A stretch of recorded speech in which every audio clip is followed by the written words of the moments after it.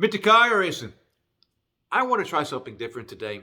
I want to try to work something out as I am speaking, because if we're being honest, if we're being true to the whole idea of speaking and of conversation, we actually think while we speak. So I'm imagining that this is an actual conversation, that you're actually responding to me, if not in words, at least I can read your facial gestures. Like I said, imagination. But I invite you to actually have a conversation with me in your comments below this video, or you can actually meet with me, say on Zoom or Skype, or we can actually agree to meet someplace face to face, and we can have a conversation about this. We have theories, we have thoughts, we have propositions, and these things we work out as we speak. And of course, as we live, as we experience things. What I believed even as little as last year has been modified this year. What I believed 20, 30 years ago is very different from what I believe now. Although I have noticed that I really do believe have the same principles that I've always had before, that I've had practically all my life, if not all my life, but I am applying those principles with more fervor now and differently. So what I want to talk about is the whole idea of submitting to authority, submitting to punishment, submitting to the forces of the world. In my faith, Christianity, Jesus said to somebody strikes you, then turn the other cheek. And I never took that literally. To me, it was more of a figurative thing. The idea is to forgive, not to say, please, sir, may I have another, but to forgive. And by forgiving, taking assuming the responsibility upon yourself that you might get struck again by the same person. You take that risk. St. Peter, who wrote in some epistles in the New Testament, some letters, he took that idea, and I'm not going to say that he went further, but he expounded on it. He explained it, and he explains it by saying, no, it's not figurative, it is literal, that you actually submit yourself to more punishment. Specifically, he says to submit yourself to authority.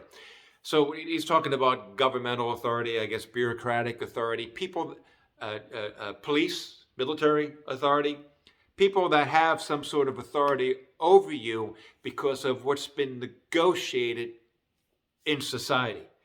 Even if, and I guess very often not, very often this is the case, that you would not have any say in that negotiation. So for example, we have police authority, we have governmental authority, we have the whole mayors and governors and presidents and council people, et cetera, et cetera, et cetera, that we actually never had any say in. We were just born into this system, and so this is the system. And I suppose by living here, we say that we are in agreement with it. Some of us don't have the opportunity or the means to leave this system. Or, you look around at other governmental systems and you say, well, this is the best that we got. This is the one I'm familiar with. This is the one that I'm going to keep pursuing. So it would be submitting to authority that you actually had no say in the matter of allowing this party, this person, this agency to actually be an authority over you.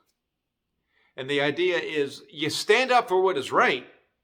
You don't, when Peter was writing this, there was great persecution against Christians. They were being literally thrown to lions for the entertainment of the masses. And the masses were okay with it because the whole idea of Christian kindness, the whole idea of kindness, which is rooted in Christianity, kindness toward everyone, was not a thing back then.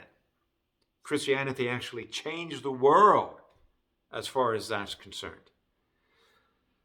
So thrown to the lions, ripped apart from lions and gladiatorial games and just pure brutality, slavery. Peter wrote, submit to authority. Even though they are wrong, submit to authority so that the world can see that Christians are good and that this gives glory to God. So I got a problem with this. I have issues with it. I have to question it. I don't. So if something bad happens and you stand up for right and justice, and of course, if something bad happens to somebody else because of this authority, abuse of authority, you stand up and say, hey, that's wrong. I suppose you could even say, hey, it's wrong. Hey, it's wrong what you're doing to me, but you still submit. And I understand it as far as you take that risk that I mentioned before. You put yourself out there again. You don't just simply cave in the idea of, well, this will save me. This will save my family. This will keep me alive. This will keep my status in society. Or, they could be incredibly dire consequences. So when you say it's for the purpose of convenience, sometimes convenience can be the difference between life and death, can be the difference between freedom and servitude. But you do it. You take that risk. And I suppose there's a difference between voluntarily taking the risk and submitting. I guess I would be, please, sir, may I have another? I question the efficacy of this.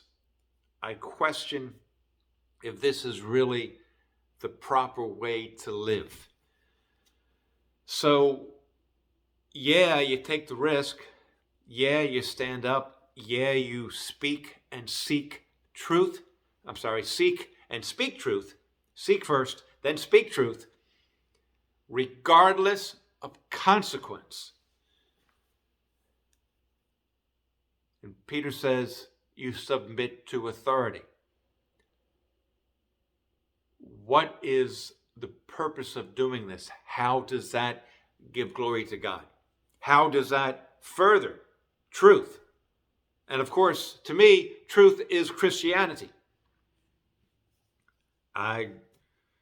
For a Muslim, truth is Islam.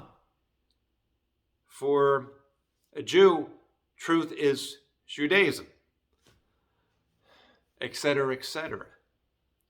You pursue your truth. You pursue, strike that, not yours truth. You pursue truth. Truth is as we experience it. Truth is as we understand it. With the idea that eventually we all come to truth, capital T. That is what we should always seek. Not truth as interpreted by somebody, but truth, capital T. So we all strive to get there, but Peter says, in this striving, we submit to those forces which are opposed to truth. Not submit to the idea of, hey, you're right, when we know that they're not right, but submit in the idea of consequences for standing up for ourselves, for standing up for the truth. Help me work this out, folks, please. I'm begging you. Because I'm already over 10 minutes, or is it over 9 minutes? I'm not wearing my glasses, but I'm coming up 10 minutes. So help me out. Help us all out. Seek and speak truth. For now, peace. 4 fingers.